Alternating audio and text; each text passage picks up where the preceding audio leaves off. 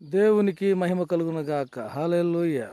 ఈరోజు దర్శి అనే పట్టణంలో మనం మంచినీటి డ్యామ్ దగ్గర ఉన్నాము.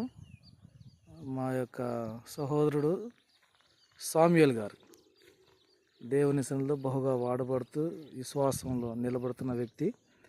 చూడండి, ఈ వాతావరణము, ఈ పరిసర ప్రాంతాలన్నీ కూడా అద్భుతంగా ఉన్నాయి. అందుకని కీర్తనకారుడు అంటాడు, నీవు నన్ను కలుగు చేసిన విధమును చూడగా నాకు ఆశ్చర్యమేయుచున్నది, భయమేస్తున్నది అంటాడు ఆయన.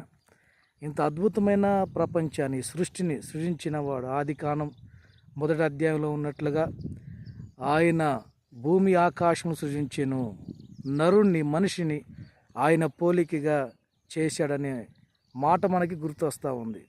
ఇవన్నీ కూడా మనుషుడు అనుభవించడానికి దేవుడు చేశాడండి. ఈ నీరు, ఈ చెట్లు, ఈ వాతావరణం, ఈ కొండలు, ఇలాంటి